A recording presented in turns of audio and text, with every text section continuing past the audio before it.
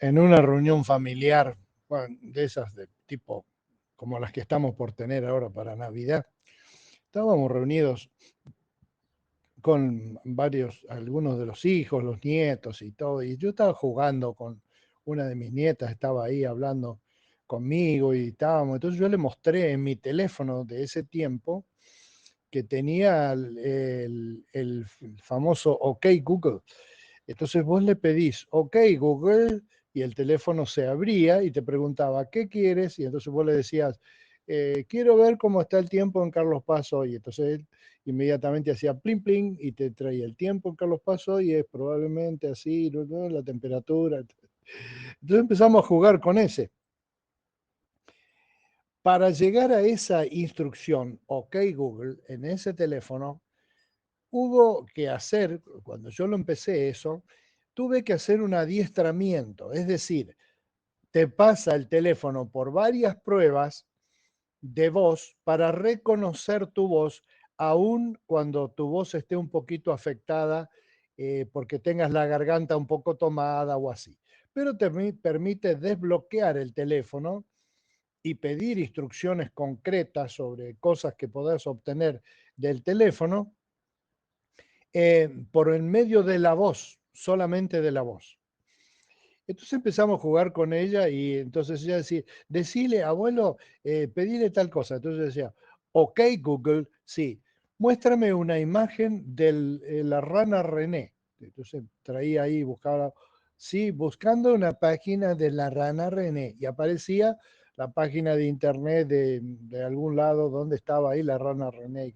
Era muy, muy lindo ese mecanismo, ¿no? Vos le hablás al teléfono y el teléfono te busca todo sin mover un dedo. Es un chiste tecnológico ese. Bueno, la cosa es que seguimos jugando. La confianza mía era que todo el tiempo, si yo no decía OK Google, el teléfono no hacía caso. Entonces nos distrajimos, viste cómo son esas reuniones familiares. Ella siguió bromando con el teléfono ahí y por ahí me dice, mirá, abuelo, el teléfono me hace caso a mí también, dice. Entonces ella le dice, OK Google, tráeme el sonido de un gato. Entonces, OK, dice, ¿cómo es que dice? Bueno, eh, obteniendo un sonido de gato. Miau, y ella muy feliz ahí. Entonces seguimos jugando otro ratito con ella, tomando mate por otro lado, conversando de 2 o 3 temas diferentes con diferentes grupos de la familia y todo. Y entonces ella estaba ahí cerca, al lado mío, con mi teléfono y estaba hablando y todo. Entonces yo interactuaba con ella también cada tanto. Entonces yo le pedía cosas, por ejemplo, tráeme tal cosa, OK Google, trae tal cosa. Y no se me ocurre mejor idea, porque a mí se me ocurren esas ideas y no mejor. Le digo, OK Google, muéstrame un perro desnudo, haciéndome el pícaro, el loco. Y entonces trae la foto de un perro, obviamente normal, los perros andan desnudos. Ah, bien, jijijiji, quedamos así.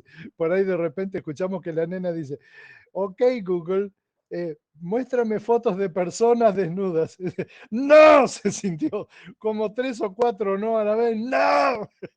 Así que hasta ahí llegó la aventura con dictarle al teléfono en manos de un adulto irresponsable y una chiquilla muchísimo más irresponsable que el abuelo ese al teléfono. Por el tema de que hay palabras, ¿no? Hay vocabulario que tiene como un poder, que tiene como un guarda con esto, es como manejar un explosivo, como manejar un arma afilada, como manejar una situación peligrosa, moverse en un lugar donde hay muchas espinas, qué sé yo, algo así. Así que fue gracioso esa vez porque despertó la nena una alarma generalizada con el pedido que le hizo y el teléfono se lo iba a cumplir porque el teléfono no tiene moral ni ética. El teléfono simplemente es un mecanismo muy sofisticado, pero finalmente un mecanismo. Entonces el mecanismo funciona y cuando funciona, funciona bien.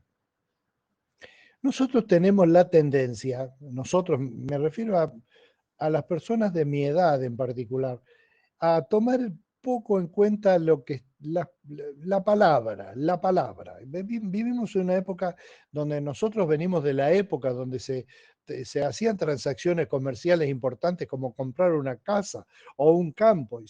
Y la base era la palabra.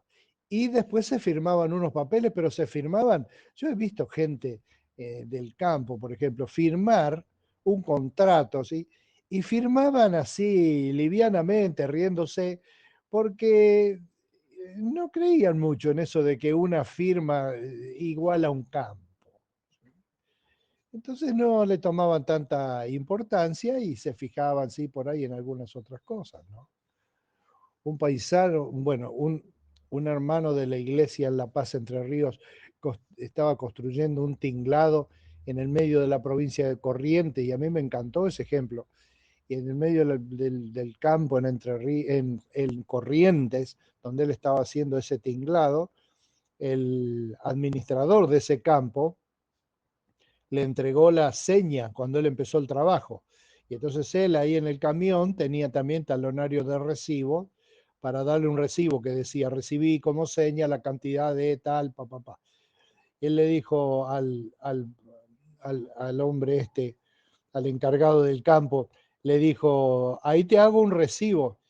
Y este correntino desde el caballo, montado en el caballo, con un revólver en la cintura y el cuchillo, se tocó el revólver y le dijo, noche amigo, acá yo tengo mis recibos. ¿Entendés? ¿Entendés el valor relativo del recibo respecto del de la palabra respaldado con un cuchillo y con un revólver?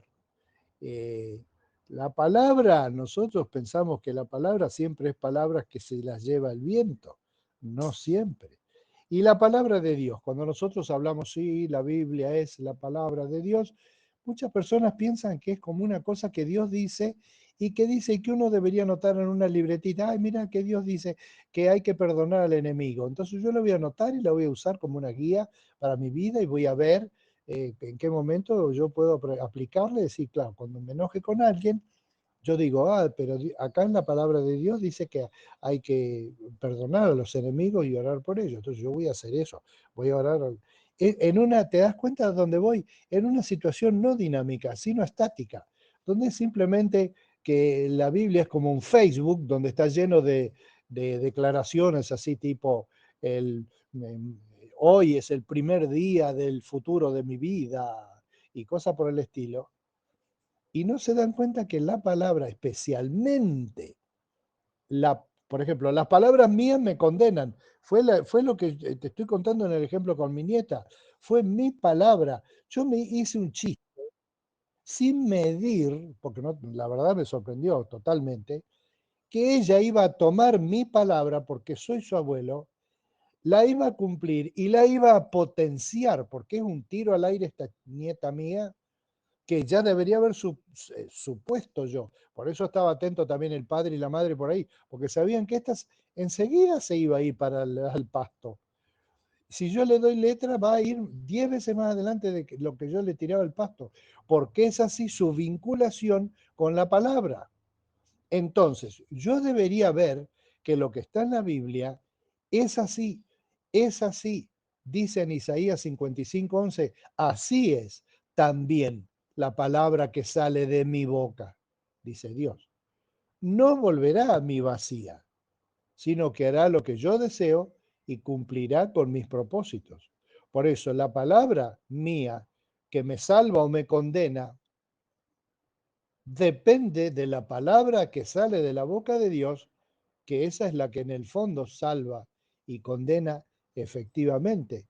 De manera que hoy podemos pensar, ¿cómo estoy yo respecto de la palabra de Dios? Y no solamente si yo conozco algunos párrafos de la palabra de Dios.